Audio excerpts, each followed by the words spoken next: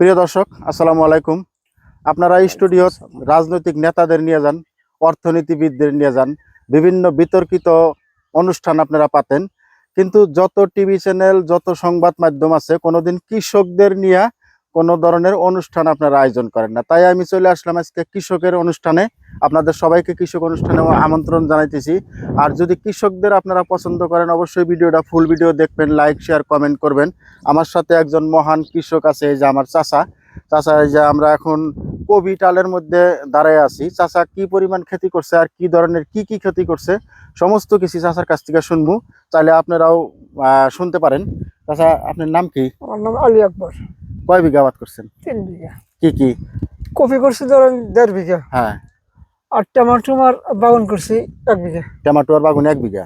আর copy copy copy 1.5 বিঘা। 1.5 বিঘা। মরিচ? মরিচ করছি 1/2 বিঘা। গাজর করছি 1/2 বিঘা। মরিচ 1/2 বিঘা, গাজর 1/2 বিঘা।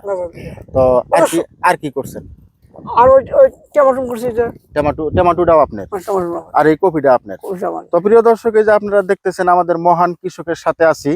এই যে কপি টালের মধ্যে কত সুন্দর করে কপি যত্ন করে, কপিটা একটু দেখায় দাও। এই যে কপি, এই কপি আবাদ করছে আমার চাচা।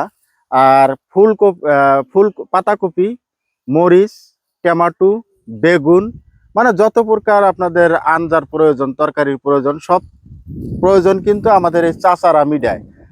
আপনারা মিয়া হিসাবে তার তুচ্ছ তাচ্ছিল্য করেন, মিয়া হিসাবে অপমান করেন, আর রাজনীতিবিদরা ভোটার হিসাবে ইউজ করেন, কিন্তু আপনি খান কই থেকে সেটা কিন্তু একবার অনুমান করেন না। খাওয়াটা কই থেকে জোগাড় হয়, কারা খাওয়া উৎপন্ন করে, আর আমাদের খাওয়া যোগান ধরে কারা? এই অন্নদাতা, এই মহান কৃষকরা। তাদের খবর কিন্তু আপনাদের কাছে নাই। তো আমি আজকে ওই জন্যই চলে আসলাম, চাচার সাথে কথাবার্তা পাতলাম। চাচা কি ধরনের খেতিবাতি করে। চাচা, এই যে আপনি যে কৃষক, এই যে এই শাকসবজি আবাদ করছেন, সরকারের তরফ থেকে কোনো ধরনের সহায়তা পান না? কিচ্ছুই পান না, সব নিজের থেকে করা হয়েছে।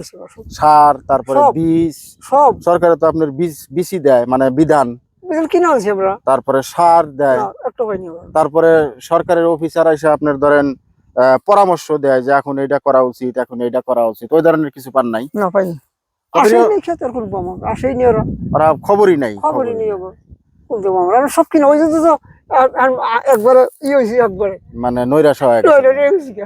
এখন মানে আপনার ফসল নামার পরে কিছু একটা রিল্যাক্স পাইবেন আর দোকানে বাড়ি করতে করছি না, 10, 12, 14 করছি দোকান বাড়ি, মানে সারের দোকানে।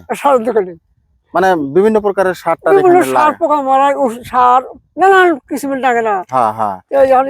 কালকে আমার কিছু বেশি, 2 দিন বেশি কিছু দিছে আমার খায়। তোমরা চলো, আমরা বাগুন তো বিক্রি আরম্ভ হয়েছে। বাগুন বিক্রি করতে 3-8 দিন। এইটাও তো কিছুদিন পরে আরম্ভ হবে মনে হয়, মোটামুটি 10-12 দিন পরের থেকে এইদিকে যাওয়া আরম্ভ হবে। তো প্রিয় দর্শক, এই ছিল আমার কৃষকের অনুষ্ঠান। যেই অন্নদাতার খাবার খায় আমরা বাইসে থাকি, সেই মহান কৃষকের কৃষি পথারে আপনাদের আবারও ধন্যবাদ জানাইয়া আমি আমার এই অনুষ্ঠান এখানে শেষ করছি। সবাই ভালো থাকবেন, সুস্থ থাকবেন। আল্লাহ হাফেজ।